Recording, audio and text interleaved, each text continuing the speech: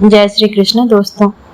कार्तिक मास की पूर्णिमा वह दिव्य रात्रि जब भगवान विष्णु स्वयं जगत को प्रकाश से भर देते हैं। इस पावन दिन का व्रत केवल पुण्य ही नहीं, मोक्ष का मार्ग भी खोल देता है।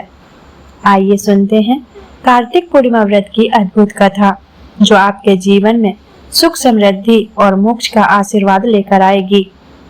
कार्तिक मास में आने वाली पूर्णिमा का विशेष महत्व है।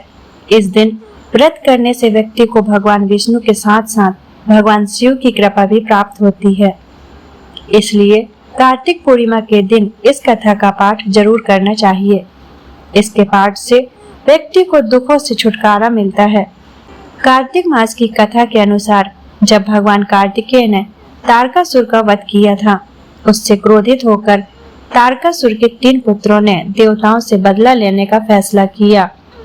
तारकासुर के तीनों बेटों के नाम थे तारकाक्ष, कमलाक्ष और विद्युन्माली।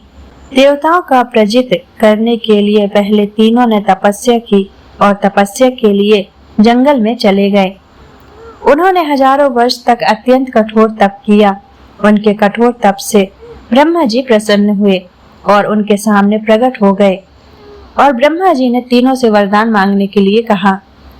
तीनों ने कहा कि ब्रह्मा जी, हमने आपको प्रसन्न करने के लिए कठोर तप किया है, आप हमें अमरता का वरदान दें। उनका यह वरदान सुनकर ब्रह्मा जी ने कहा कि मैं आपको अमरता का वरदान नहीं दे सकता, लेकिन तुम इसमें कोई ऐसी शर्त रख लो जिसके पूर्ण होने पर ही आपकी मृत्यु होगी। वैसा वरदान मैं तुम्हें दे सकता हूँ। ब्रह्मा जी के वचन सुनकर तीनों ने बहुत विचार किया और ब्रह्मा जी से वरदान मांगा, हे प्रभु, आप हमारे लिए 3 तारों पर 3 नगरों का निर्माण करें। वे तीनों तारे अर्थात नगर जब अभिजीत नक्षत्र में एक पंक्ति में आएंगे और उसी समय कोई व्यक्ति अत्यंत शांत अवस्था में हमें मारेगा, तभी हमारी मृत्यु होगी। और हमें मारने के लिए उस व्यक्ति को एक ऐसे रथ और बाण की आवश्यकता होगी जो बनाना असंभव हो, सिर्फ उससे ही हमारी मृत्यु हो। उनकी इच्छा सुनकर ब्रह्मा जी ने कहा, तथास्तु, आप तीनों के इच्छा के अनुसार ही होगा। तीनों असुरों को मिले वरदान के अनुसार ब्रह्मा जी ने उन्हें 3 तारों पर 3 नगर निर्माण करने के लिए विश्वकर्मा जी को आज्ञा दी।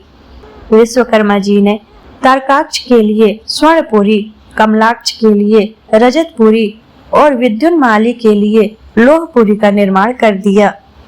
ब्रह्मा जी से वरदान प्राप्त होने के बाद तीनों असुर बहुत प्रसन्न हो गए। इसके बाद उन्होंने सभी लोगों में आतंक फैलाना शुरू कर दिया। इन तीनों असुरों को एक साथ त्रिपुरासुर कहा जाता था। त्रिपुरासुर जहाँ भी जाते वहाँ ही लोगों और ऋषियों को सताने लगते। उन्होंने देवताओं को भी देवलोक से बाहर निकाल दिया। त्रिपुरासुर के आतंक से त्रस्त होकर उन्हें हराने के लिए सभी देवता एकत्रित हुए। सभी ने अपना सारा बल लगाया, परंतु त्रिपुरासुर को हराने में कामयाब नहीं हो पाए। अंत में सभी भगवान शिव जी की शरण में गए।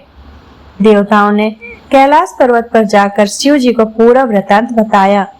तब भगवान शंकर ने कहा कि आप सभी देवता मिलकर प्रयास करें। देवताओं ने कहा कि प्रभु, हम सभी ने मिलकर त्रिपुरासुर का वध करने का प्रयास किया, लेकिन हम कुछ नहीं कर पाए।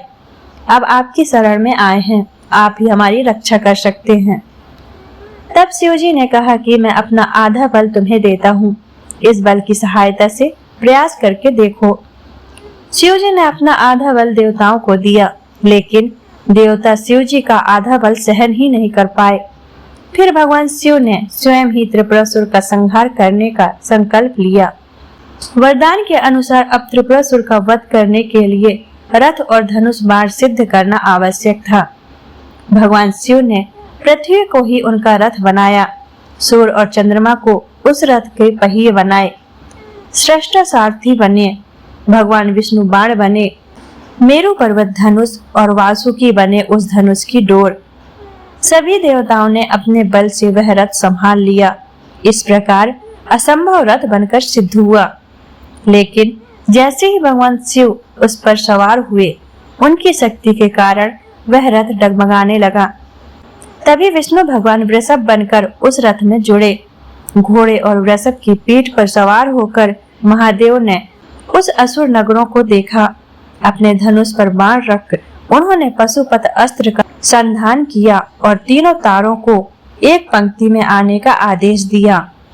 अभिजीत नक्षत्र में तीनों नगर एक पंक्ति में आते ही भगवान शिव जी ने अपने बाण से तीनों नगरों को जलाकर भस्म कर दिया। इसमें तीनों असुरों का भी अंत हो गया।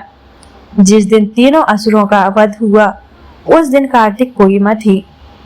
तभी से भगवान शिव जी त्रिपुरांतक बन गए। त्रिपुरांतक का अर्थ है तीन पुरों का अर्थात नगरों का अंत करने वाले। भगवान विष्णु ने ही भगवान शिव को यह नाम दिया था। तो दोस्तों, यह थी कार्तिक पूर्णिमा व्रत की कथा। जो भी श्रद्धा से कार्तिक पूर्णिमा व्रत कथा सुनता है उसके जीवन में अंधकार मिट जाता है।